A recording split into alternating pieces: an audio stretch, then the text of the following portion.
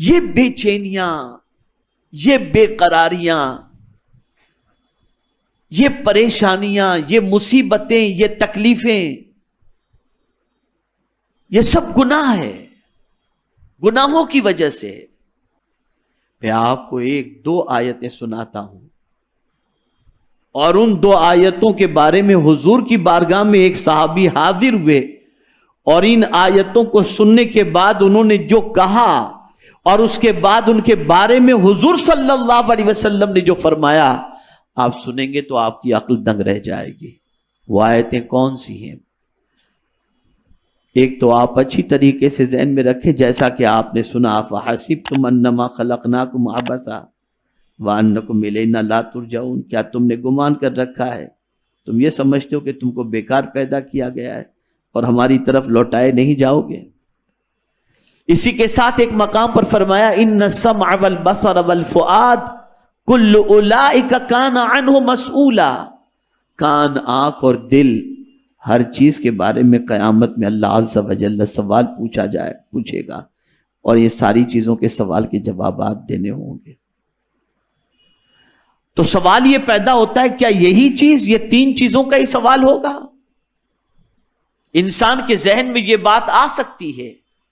اسی کو قرآن نے دوسرے مقام پر وضاحت کے ساتھ بیان کر دیا کہ یہ نہ سوچنا کہ صرف کان، آنکھ اور دل کے بارے میں تم سے پوچھا جائے گا، اور اسی سے کیے ہوئے گناہ یا اسی سے کی ہوئی نیکی کا تمہیں اجر یا سزا ملے گی، بلکہ فرمایا فَمَن يَعْمَلْ مِثْقَالَ ذَرَّةٍ خَيْرًا يَرَهُ وَمَن يَعْمَلْ مِثْقَالَ ذَرَّةٍ شَرًّا يَرَهُ۔ پس جس نے ذرہ برابر بھی نیکی کی ہوگی وہ اسے دیکھ لے گا، دیکھ لے گا۔ یہ قدرت کا قانون ہے، دکھا کر کے اللہ جزا بھی دے گا، اور دکھا ہی کر اللہ سزا بھی دے گا۔ دکھائے گا کہ دیکھ بندے تو نے یہ کیا ہے نا۔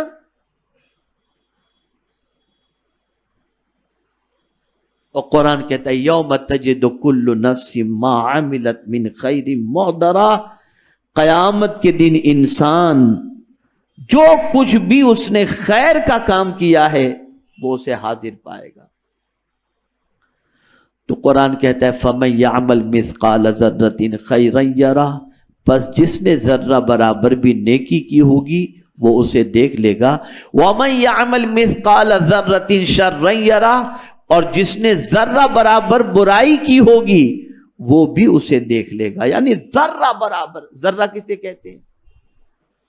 معمولی ذرہ آپ سمجھتے ہیں نا، ذرہ تو سمجھتے ہیں۔ میرے پیارے آقا صلی اللہ علیہ وسلم کے پیارے دیوانوں، مفسرین فرماتے ہیں کہ اگر کسی کے پاس عقل سلیم ہو اور سنجیدگی سے اگر کوئی غور کرے تو اس کے لیے یہ دو آیتیں کافی ہیں، یہ دو آیتیں کافی۔ اب سنیے، ایک اعرابی بارگاہ رسالت مآب صلی اللہ علیہ وسلم میں حاضر ہوا اور عرض کیا یا رسول اللہ صلی اللہ علیہ وسلم مجھے واعظ فرمائیے، مجھے واعظ فرمائیے۔ حضور صلی اللہ علیہ وسلم نے یہی سورت پڑھ کر اسے سنا دی، جس سورت کے اندر فَمَن يَعْمَلْ مِثْقَالَ ذَرَّةٍ خَيْرًا يَرَهُ ہے۔ جب اس نے یہ سورہ مبارکہ کی یہ دو آیتیں سنی تو سننے کے بعد کیا کہتا ہے؟ آپ کے رب کی قسم، حضور سے عرض کرتا ہے، حضور سے عرض کرتا ہے آپ کے رب کی قسم، اس سے زیادہ مجھے واعظ کی ضرورت ہے ہی نہیں، اس سے زیادہ مجھے واعظ کی ضرورت ہے ہی نہیں۔ اور رخصت لے کر واپس جانے لگا کہ بس اب حضور مجھے اجازت دیجیے۔ یعنی یہ دو آیتیں سننے کے بعد وہ اعرابی کہتا ہے حضور مجھے اب اس سے زیادہ واعظ کی ضرورت نہیں، مجھے پتہ چل گیا کہ ذرہ برابر بھی نیکی کروں گا تو مجھے دکھائی جائے گی، اور ذرہ برابر گناہ کروں گا تو وہ بھی دکھایا جائے گا، بس اتنا کافی ہے حضور، مجھے اب واعظ کی ضرورت نہیں۔ اور حضور سے عرض کرتا ہے حضور مجھے جانے کی اجازت دیجیے۔ سرکار نے اسے اجازت دی، اور حضور صلی اللہ تعالی علیہ وسلم نے جب وہ جانے لگا تو صحابہ سے فرمایا دیکھو یہ شخص کامیاب ہو گیا، کامیاب ہو گیا۔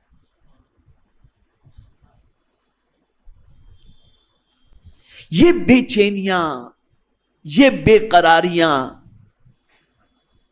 یہ پریشانیاں، یہ مصیبتیں، یہ تکلیفیں، یہ سب گناہ ہے، گناہوں کی وجہ سے۔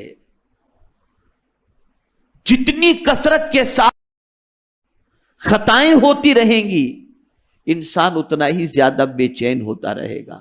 میرے پیارے آقا صلی اللہ تعالی علیہ وسلم کے پیارے دیوانوں، اسی لیے حضور صلی اللہ علیہ وسلم نے ارشاد فرمایا کہ اللہ عز و جل کسی بھی گناہ کے عوض کے اندر پروردگار جل جلالہ اس گناہ کو مٹانے کے لیے اسے تکلیف میں گرفتار بھی کرتا ہے، اور کوئی تکلیف بغیر گناہ کے آتی نہیں ہے۔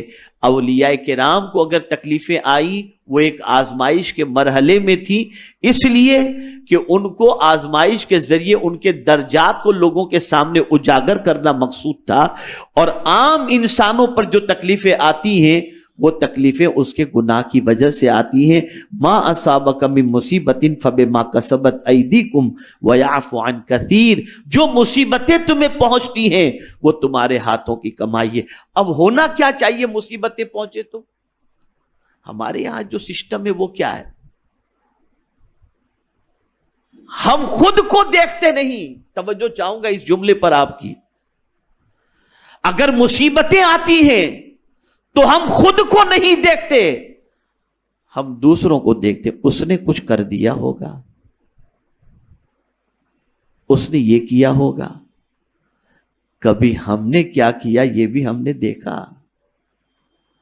کبھی ہم نے یہ غور کرنے کی کوشش کی کہ ہماری خطائیں کتنی ہیں، ہم سے لغزشیں کتنی ہوئی؟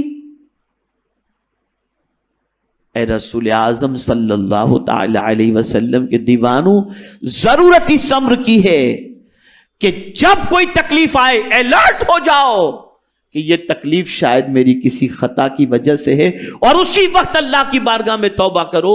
میرے استاد گرامی حضور رئیس المفسرین بڑی پیاری بات فرماتے مولانا جب طبیعت بہت زیادہ بگڑتی ہے نا تو میں کثرت سے استغفار اور درود شریف شروع کر دیتا ہوں، کثرت سے استغفار اور درود شریف شروع کر دیتا ہوں، اور کچھ دیر کے بعد میری طبیعت سنبھل جاتی ہے، اس لیے کہ استغفار کی وجہ سے اللہ گناہوں کو معاف فرما دیتا ہے۔ اور تکلیفیں آتی ہیں گناہوں کی وجہ سے، اور ہر انسان خطا کا پتلا ہے، اس سے کوئی نہ کوئی چھوٹی بڑی غلطی سرزد ہو ہی جاتی ہے، اور استغفار اس کے لیے امان ہے۔ آپ زندگی میں کر کے دیکھو، طبیعت خراب ہو، پریشانی آئے، مصیبت آئے، تکلیف آئے، معافی مانگنا شروع کرو، اللہ رب العزت جل جلالہ مصیبتوں کی چھٹی فرما دے گا۔ استغفار تو کرو، لیکن ہمارا سسٹم سیٹ ہو چکا ہے، اس نے کیا ہوگا، یہ کیا ہوگا، فلاں ہوا ہوگا، ہمیں اپنی خطائیں نظر نہیں آتی۔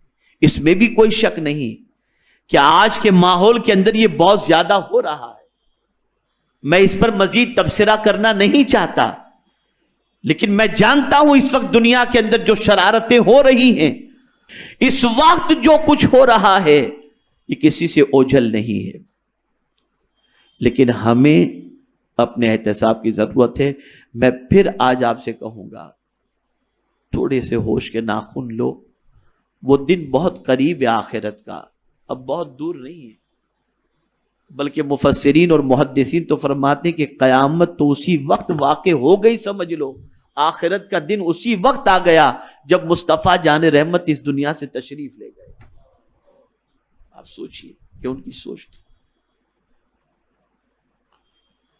بہت سخت دن ہے آخرت کا، قیامت کا دن بہت سخت ہے، بہت سخت ہے، اور ہمارے پاس اس کی کوئی تیاری نہیں۔ ہم پوری زندگی کو کھپا رہے ہیں اسی دنیا کے لیے۔ دنیا کے لیے کرو، یہ نہیں کہ کاروبار چھوڑ دو، یہ نہیں کہ آپ جو ہے ملازمت چھوڑ دو، نہیں، سب کرو، لیکن ایسی دنیا نہ کماؤ جس سے آپ کی آخرت خراب ہو.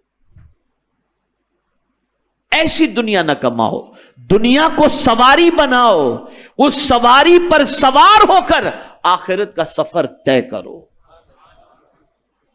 دنیا کو دل میں نہ بساؤ، دل میں نہ بساؤ.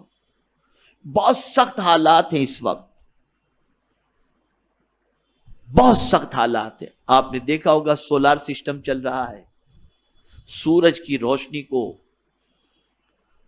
جو ہے وہ اخذ کیا جا رہا ہے، اس کے ذریعے سارے کام ہو رہے ہیں.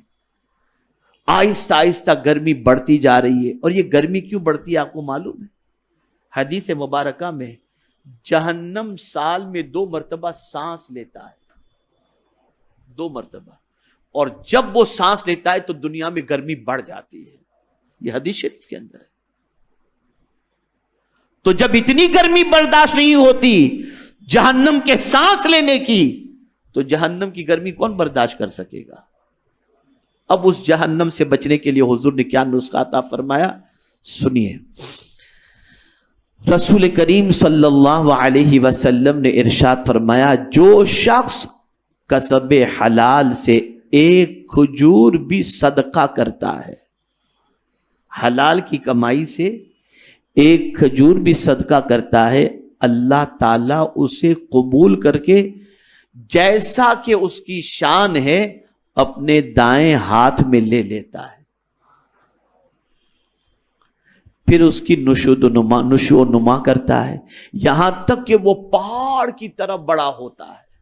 یعنی صدقہ ہم نے ایک کھجور کا دیا تھا، اللہ نے اسے پال کر پہاڑ کی طرح برابر بڑا کر دیا، پہاڑ جتنا بڑا کر دیا، یہاں تک کہ وہ پہاڑ کی طرح بڑا ہو جاتا ہے. حضور نے حضرت ابو ہریرہ رضی اللہ تعالی عنہ کو ارشاد فرمایا، کسی نیکی کو حقیر مت سمجھو، اور کچھ نہ ہو سکے تو اپنے بھائی سے خندہ پیشانی کے ساتھ ملاقات کر لیا کرو، کہ ملاقات کے وقت تمہاری پیشانی پر بل نہ ہو، بلکہ ملاقات کے وقت تمہاری پیشانی خندہ ہو اور تمہارے منہ پر مسکراہٹ موجود ہو. یہ مسکراہٹ کے ساتھ ملنا بھی رسول اعظم کے فرمان کے مطابق صدقے کا ثواب ہے.